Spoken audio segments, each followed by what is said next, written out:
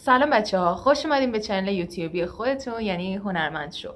این ویدیو مختص کساییه که تازه انتخاب رشته میخوام بکنن و میخوام وارد دنیای هنر در هنرستان بشن. پس اگر مخاطب این ویدیو شما هستین تا آخر همراه من باشید.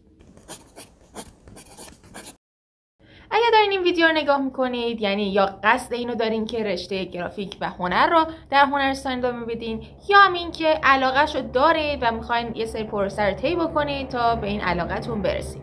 در هر دو صورت من میخوام که یک سری توضیحات راجع به هنر در هنرستان بدم. رشته‌های هنری در هنرستان خب زیادن، مثل رشته گرافیک رایانه‌ای، طراحی لباس، پویانمایی یا همون انیمیشن، تئاتر و سینما، موسیقی. اما این رشته ها توی همه هنرستان‌ها نیستن. شما باید دنبالش بگردین که علاقه‌ای که دارین توی کدوم هنرستان میتونین بهش برسین. بنابراین خیلی مهمه که اول از همه علاقتون رو پیدا بکنین و بعد برین سراغ این که کدوم هنرستان‌ها اون رشته‌ای که مد نظر من هست رو دارن. یه سری نکته به عنوان کسی که الان این رشته رو ادامه داده و دانشگاه رفته و مدرکش رو گرفته میخوام باهاتون در اشتراک بذارم. اول از همه این که حتما این رشته ها رو با علاقه قلبی پیش برین، طوری نباشه که زوری باشه. درست شنیدیم، بعضیا ممکنه زور بشن. مثلا من خودم دوستی رو داشتم که چون خانوادتاً علاقه داشتن و هنرمند بودن، این بچه رو هم فرستاده بودن هنرستان و خب چیز خوبی ازش در نیومد متاسفانه. بنابراین باید حتما علاقه شخصیتون باشه و چیزی که مهمه اینه که بر روی احساسات نباشه، بر پای احساسات نباشه. چون اگر که شما بر پای احساسات بخواین تصمیم بگیرین، آیندهتون میشه گفت تقریبا نابود میشه با این رشته که انتخاب میکنین. ببینید بچه‌ها، اگر که مثلا به خودتون بگین که نه، من رشته‌های تجربی و انسانی و چه میدونم ریاضی و اینا رو دوست ندارم، میخوام یه کار آسونی باشه، برای هم میام هنرستان یه رشته رو میخونم، همون رو دنبالش میکنم، حالا یا میشه یا نمیشه. بچه‌ها ببینید اینطوری نباشید، اصلا با این طرز فکر وارد هنرستان نشید. هنرستان اگر که از رشته‌های نظری سخت‌تر نباشه آسون‌تر نیست و مثل رشته‌های نظری نیست. شما وقتی وارد هنرستان میشین یه سری پروژه ها دارید که هر هفته بهتون پروژه جدیدی میدن. مثلا میگن تا آخر این هفته، یعنی هفته آینده که قرار وارد این کلاس بشید، باید مثلا 100 تا طراحی انجام داده باشید. شما اون 100 طراحی کی میخواین انجام بدین؟ تو طول این یه هفته میخواین انجامش بدین. علاوه بر اون درسای دیگه هم هستن. مثلا مبانی میاد بهتون میگه که شما تا آخر هفته آینده پالت رنگی درست کنید یا مثلا چرخه رنگ درست کنید، تا هفته دیگه مثلا چند تا پرسپکتیو بر ما بکشید. شما درساتون با اینکه سخت نیست، سنگین نیست به اندازه نظریا، ولی در عوض شما کلی پروژه عملی دارین که باید انجامش بدین و اگر انجامش ندین نمره نمیگیرید. رشته هنر برای تنبلان نیست. رشته هنر برای کساییه که اول از همه صبر خیلی بالایی دارن و دوم اینکه پشت کار خیلی خوبی داشته باشن. اگر که احساس میکنید که از ته دل علاقه دارین به رشته های هنری و کلا هنرستان و کلا اون فضای هنرستان، خب این رشته مناسب شماه. ولی اگر که از روی این که بگین وای من نمیخوام مثلا اون همه حجم درس نظریار بخونم بعد بیاین هنرستان، 100% در اشتباهی، چون پدرتون در میاد. خب ما میگیم که شما علاقتون الان مشخص شده. دومین چیزی که خیلی بچه ها باش سر و کله میزنن حرف مردمه. با خودشون میگن که الان من اگر برم این رشته، بقیه با خودشون میگن من تنبلم. بچه شما اگر واقعا از ته دل عاشق این رشته باشید، عاشق هنر باشید، به حرف مردم اصلا و ابدا توجه نمی‌کنید به صورت رندوم. اگر نه مثلا علاقتون هنوز تازه داره جوونه میزنه، تازه مثلا متوجه شدین که خیلی دوست دارین این رشته رو، در این صورت اینطوری نیست. قطعا با یه سری موانع روبرو میشید. عمه مامانم گفته چرا این رشته رو میخواد بخونی، چرا نرفت ریاضی. عموم اومده گفته چرا میخوای بری این رشته. دوست مامانم اومده گفته چرا میخوای بری این رشته. این چیزا قطعا سر راهتون هست، اما شما باید توجه داشته باشید. اگر که علاقه دارین به این رشته، به هیچ کس گوش ندید. دلیل داره. شما توی هر رشته، حتی آسون ترین رشته ممکن وارد بشین، اگر علاقه داشته باشین تهش موفقیته. علاقه قلبی داشته باشین تهش 100% موفقیته. اما اگر که به زور رفته باشین اون رشته، برای همون هم اول گفتم به زور نباشه، اگر به زور بریم تو اون رشته ممکنه موفق بشین، ولی اون موفقیت از ته قلبتون نیست. هر کسی مسئول زندگی خودشه. بنابراین اگر دیدین که کسی اومد سر راهتون بهتون گفت چرا میخوای بری رشته هنری، چرا میخوای بری هنرستان، چیزی که خیلی مهمه و باید بدونین اینه که اونها قرار نیست تا آخر زندگی با شما باشن.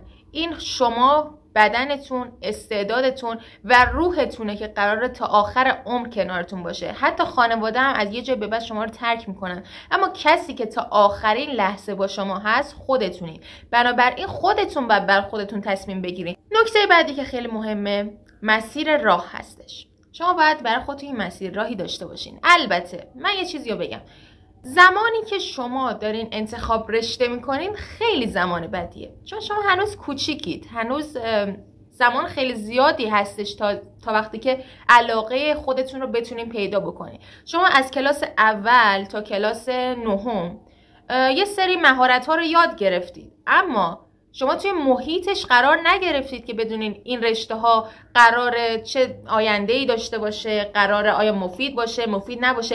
این یکی از ضعف‌های آموزش پرورش هست در ایران و خیلی از کشورها هستش. میشه یه سری راهکارها داشتش، مثل آینده کاری. مسیر راه رو مشخص بکنید. من اگر برم هنرستان، اگر برم رشته گرافیک، قراره چه آینده‌ای داشته باشم، قراره مسیر راه هم چه شکلی باشه، هدفم چیه از این رشته. مثلا من به عنوان کسی که گرافیست هست میگم که این مسیر رو چیدم که خب من میخوام که هدفم از این که اومدم این رشته اینه که در آینده مثلا گالری نقاشی بزنم مثلا. خب این یه مسیر راه برای شما، یه هدفیه، یه هدفی برای خودتون تعیین کردین و میخواین که این مسیر رو برین تا به اون هدف برسین. میگین خب گالری هنری میخوام بزنم، میرین سرچ میزنین گالری هنری چه شرایطی داره زدنش و چقدر امکان این که ازش پولی دریافت بشه رو داره. اینا رو بررسی میکنید. حالا مثلا میتونه هر چیزی باشه، مثلا میتونید شما بگید من به عنوان یک گرافیست آیندهم هدفم اینه که در آینده مثلا طراح بازی بشم، طراح کاراکترهای بازی بشم. میرید سرچ میزنید، ماشاءالله الان گوگل هستش دیگه، میتونید سرچ بزنید. سرچ میزنید آقا دستمزد یک طراح کاراکتر بازی مثلا چقدره حقوقش. یک میانگینی براتون میاره، مثلا میگه تو فلان شرکت اینطوری بوده، تو فلان شرکت اینطوری بوده، و مثلا برای کسی که آماتور و تازه کار مثلا اینطوریه، برای کسی که حرفه‌ای اینطوری. یه سری براتون چیزای میاد، داده‌های میاد که بهتون کمک بکنه توی هر رشته‌ای، نه فقط رشته هنری. مثلا به خودتون میگین که من الان میخوام ریاضی بخونم که در آینده مهندس کامپیوتر بشم. بررسی میکنید، یا میرین میپرسین از کسایی که تجربهشو دارن، یا میرین توی گوگل سرچ میکنین. خب اگر شما این سه تا فاکتور رو در نظر بگیرین، یعنی علاقتون رو دنبال کرده باشین، به حرف بقیه هم گوش نداده باشین و برای خودتون مسیر راه هم مشخص کرده باشین، میشه گفت تقریبا 50% راه رو رفتین. و چیزی که بعد از این مهمه ابزار کار هستش. شما وقتی وارد هنرستان میشید بهتون یه لیستی میدن، میگن که این وسایل رو باید تهیه بکنید. زمان ما همون سال دهم بهمون گفتن که مثلا این لیست تا آخر 12 قرار همین لیست رو داشته باشین. حالا میتونین همین الان همه رو تهیه کنید، یا هم این که ذره ذره تهیهشون بکنید که خب ما اومدیم زرنگی کردیم، هم اول همه رو خریدیم. دلیلش چی بود؟ چون میدونستیم که قرار قیمت ها باز بره بالاتر. برای همین همون اول رفتیم از مرکز لوازم هنری مشهد خرید کردیم و کارم تموم شد دیگه تا آخر 12 من چیزی نمیخواست بگیرم. تنها چیزی که لازم بود بگیرم برگه های آسه کالک و مثلا برگه های آسه کاهی و اینطوری بود برای اسکیس و طراحی و لوگو و اینجور چیزا که میخواستیم بزنیم. مثلا ایناها هی کم میومد، هی بعد میگرفتیم، هی بعد گونی برگه من میگرفتم. تنها چیزی که تا آخر 12 لازم بود خیلی بگیرمش یکی این بود، یکی هم راپید بود. حالا شاید به خودتون بگین که چقدر هزینه این2 هست. هر هنرستان با هنرستان دیگه فرق داره. مثلا من اون زمانی که وارد هنرستان شدم کل لیستی که من داده بودن شد 2,500,000 این حدودا شد. خیلی من خیلی چیزی گرفتم اون موقع، همشون با هم شد 2500. البته برای اون زمان خیلی پول زیادی بود، به نسبت همون زمان پول زیادی بود، ولی خب برد کردم چون الان هنوزم ازشون دارم استفاده میکنم. اگر که معلماتون اجازه دادن همون اول همه وسایلاتون رو بخرید، چون واقعا ما از شرایط اطلاع نداریم. یهو میبینید که 2 هفته دیگه قیمتا رفت بالاتر. اگرم نتونستین و یا شرایطش رو نداشتین مشکل نیست، به معلمتون بگین که چه وسایلی برای اینکه تا مثلا 10 رو بگذرونم مثلا لازمه. بعد حالا یه سری وسایل خیلی کمی بهتون میگه، همونا رو تهیه کنین. الان شما تقریبا میشه گفت 60% راه رو طی کردین. برای اینکه وارد مرحله 70 بشین یه نکته خیلی مهمی وجود داره، ناامید نشید. توی رشته‌های هنری شما یک شبه هنرمند نمیشی، اینو تقریبا میشه گفت همه میدونن، ولی اینم باید در نظر بگیرین که اصلا رشته آسونی نیست رشته‌های هنری. بنابراین نباید اصلا وسطش جا بزنین ناامید بشین. من خودم کسیم که ناامید شدم، برای همینه که دارم بهتون پیشنهاد میکنم، نصیحتتون میکنم که اصلا وسط راه ناامید نشید. شما سال اول یعنی سال 10 یه سری دروس پایه رو دارید، مثل درس مثلا طراحی پایه، مبانی پایه. این اول کاری معلمان میخوان که براتون یه زیرساختی درست بکنن، مثل یه کودکی که تازه میخواد راه رفتن رو یاد بگیره. شما تو اون مرحله این سال 10 با خودتون اینطوری نباشین که وای مثلا فلانی از من داره بهتر کار میکنه، من چرا نمیتونم. این فکرها رو به هیچ وجه تو سرتون راه ندین، چون واقعا بدبختتون میکنه. این رو در نظر بگیرید که شما باید از خودتون جلو بزنید، از بقیه نباید جلو بزنید. شما باید از خودتون جلو بزنید. معلما شما رو با خودتون میسنجن، با بقیه نمیسنجن. حالا میسنجن بعضی معلما ولی اکثرشون نمیسنجن. و شما اگر که از خودتون پیشی گرفته باشین، برای معلما خیلی ارزشمندتر از اینه که از بقیه پیشی گرفته باشین. شاید یکی قبل از اینکه وارد هنرستان شده باشه کلاس طراحی رفته باشه. رشته هنری، حالا من گرافیکو دارم مثال میزنم، مسیر خیلی طولانی در پیش داره، خیلی طولانی. خب ولی شما میتونید از هر جاش که خواستین درآمد خودتون شروع کنین. یعنی کلا خوبی رشته‌های هنری اینه که شما از هر جاش که شروع کنین میتونید یک درآمدی برای خودتون داشته باشین. چیز دیگه که خیلی مهمه این نکته اینه که جستجو باید زیاد انجام بدیم. یعنی اینکه شما وقتی که وارد هنرستان میشید اینطوری نباشه که بگین خب من فقط به اطلاعات معلم‌ها تکیه میکنم و تمام. شما فرض بکنید که دانشجو هستین. توی دوران دانشگاه شما باید دنبال استاد راه برید. خب قشنگ از اسمش مشخصه، دانشجو یعنی خودت باید بری دانش رو بجویی. توی محیط هنرستان هم اینطوریه. درسته که معلم‌ها به شما یه سری پایه‌ها، اصول‌ها رو یاد میدن، ولی اگر که دنبال پیشرفت و موفقیت هستین خودتون باید جستجو کنین. مثلا معلم میاد سر کلاس بهتون میگه که شما تا آخر این ترم، تا آخر این سال باید مثلا طراحی اجسام بیجان رو یاد بگیرید. میاد هر جلسه با شما تمرین میکنه، میاد مثلا میاد سر کلاس اسکیس بزنید، طراحی بکنید، حالا منم یه چکی میکنم ببینم کارتون درسته یا نه. اما شما میاد چیکار میکنید؟ میرین توی یوتیوب یا حالا گوگل یا پینترست، هر جایی که خودتون مد نظرتونه، میرین ویدیوهایی رو نگاه میکنید که یکم پیشرفته تر داره یاد میده. و چیزی که مهمه اینه که اگر تو هر کدوم از درس هایی که توی هنرستان میخونید یک قلقلک ریزی اومد توی وجودتون، بدونین اون یک چیزیه که قراره خیلی به آیندهتون کمک بکنه. مثلا من وقتی داشتم تصویرسازی انجام میدادم یه قلقلک ریزی اومد تو وجودم که مثلا چیکار باحالیه، خوشم اومد از این کار و خب فهمیدم که به تصویرسازی علاقه‌ای دارم و انگار دوست دارم که این راهو ادامه بدم. و خب تو مدرسه فقط شما یک درس تصویرسازی دارین، یعنی از 10 تا 12 کلا یک دونه درس تصویرسازی دارین. پس اگر که میخوان خودتون مثلا پیشرفت بکنین باید جستجو کنین راجبش، باید منابع مختلف رو پیدا بکنید و اطلاعاتتون رو ارتقا بدین. خب میشه گفت شما تقریبا کل مسیر رو رفتین و صلاحیت این رو دارین که در رشته‌های هنری تحصیل بکنین. فرضمون اینه که شما وارد رشته هنری شدین، مثلا گرافیک، و میخواین که 3 سال تحصیلی رو بگذرونید. به چه صورت هست؟ سال اول شما یک سری دروس پایه رو دارین که گفتم مثل زیرساخت میمونه. بهتون یه سری درسای کلی مثل مبانی، طراحی اولیه، خوشنویسی اولیه و مناظر مرئیات، چیزایی که خیلی پایه است رو بهتون یاد میدن. و حالا در کنارش دروس عمومیتون هم هست، مثلا ریاضی دارین، فیزیک دارین، شیمی فکر کنم دارین، نمیدونم الان یادم نمیاد، ادبیات دارین، تمام درس‌های عمومی دارین دیگه. سال دهم که بگذره شما وارد سال 11 میشید. سال 11 یک کم دروستون تخصصی تر میشه، یعنی با خودشون میگن که خب این زیرساخت رو یاد گرفته، زیرساخت شما بنا کردیم، حالا میخوایم بریم روش آجر بچینیم. خب آجرای اول میخوام براتون بچینن تو سال 11. چه دروسی هستن؟ مثلا کارگاه نوآورینی و کارآفرینی رو دارین، کارگاه چاپ دستی رو دارین، طراحی 2 رو دارین، عکاسی رو دارین. خب کارگاه چاپ دستی خیلی درس مهمیه و خیلی درس شیرینیه، چون اولین درسی که قراره به کارتون بیاد و ازش یه درآمد توپلی کسب بکنه.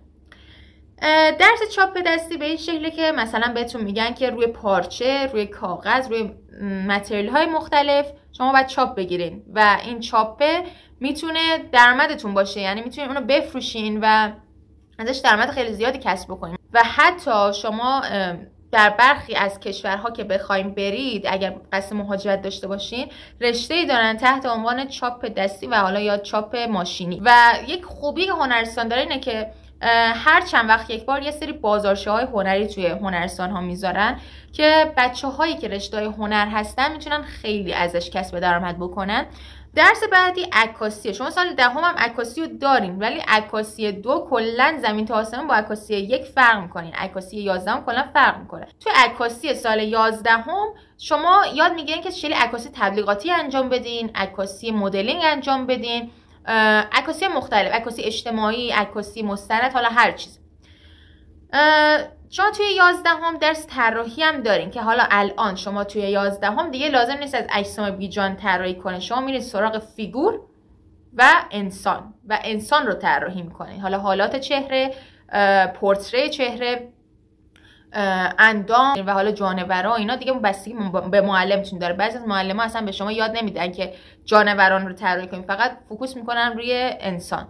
پس خیلی بازم دارم میگم جستجو کردن خیلی مهمه. اگر که میخواین پیشرفت کنید حتما در کنارش خودتون جستجو کنین. اگر معلمتون بهتون جانورا رو یاد نداد، شما خودتون برین یاد بگیرین، چون اینا آیندهتون رو میسازه. طراحی خیلی خیلی درس مهمیه. شما حتی اگر وارد رشته‌های بشین که کارتون دیجیتال هست و کارتون قرار با سیستم باشه، مثلا بنر طراحی کنین، پوستر طراحی کنین، اینجور چیزا، باز هم شما باید بدونین که آقا مثلا این صورت خندون توی چه حالتی قرار بگیره میتونه مخاطب رو بیشتر جذب کنه، یا بدن تو چه حالتی باشه به این پوستر بیشتر میاد. پس شما اینا رو باید حتما یاد بگیرین. میرسیم به سال 12 که میشه گفتش سال سرنوشت سازی هستش، چون دیگه معلما آجرای اول رو چیدن و دارن میرن سراغ آجرای آخر و میخوان آجرای آخر بچینن و از شما یه خونه کوچیک بسازن. شما یک سری دروس دارین مثل خط در گرافیک، تاریخ هنر جهان، مبانی تصویرسازی، پایه و اصول صفحه آرایی، درس چاپ هم دارین، یعنی چاپ 2 میشه. و به طور کلی شما دروسی یاد میگیرین که زیربناهاشو ساختین. مثلا چی؟ شما تصویرسازی چه شکلی میخواین انجام بدین؟ خب وقتی تو طراحی فیگور رو یاد گرفتین، حالات چهره رو یاد گرفتین، خیلی راحت توی تصویرسازی رو انجام بدین. یا مثلا برای اصول صفحه آرایی شما وقتی مبانی رو گذرونده باشین، مبانی رنگ رو گذرونده باشین، میدونید که اینجا چه رنگی رو قرار بدم، اونجا چه رنگی رو قرار بدم. خب اینا یه سری کلیات بود راجع به رشته گرافیک و کلا هنر در هنرستان. من چون که در مورد رشته‌های دیگه هنری اطلاعات زیادی ندارم، با گرافیک پیش رفتم. ولی شما برای هر رشته هنری که میخواین تو هنرستان دنبال کنید، این 5 نکته رو حتما حواستون باشه. 1. علاقه شخصیتون. 2. به حرف بقیه به هیچ عنوان گوش نکنید. 3. مسیر راهتون رو انتخاب بکنین از اول. 4. ناامید نشید وسط راه. و 5. اینکه جستجوی خیلی زیادی رو انجام بدین تو کل مسیر. پس به هیچ عنوان ناامید نشید و اگر واقعا از ته قلب عاشق این رشته ها هستید، میتونید که این رشته ها رو 100% به صورت خیلی عالی و خیلی موفق پیش ببرید. اگر سوالی راجع به رشته‌های هنری در هنرستان داشتین، ممنون میشم که این پایین برای من کامنت بکنید و من در اسرع وقت حتما به تک تک سوالاتون جواب میدم. خیلی ممنون که تا اینجای ویدیو همراه من بودین. خوشحال میشم اگر از ویدیو خوشتون اومد حتما لایک کنید و سابسکرایب بکنید تا در آینده بیشتر در مورد هنر در مقاطع بالاتر و آینده کارش صحبت بکنم. ممنون از حمایتاتون. خداحافظ.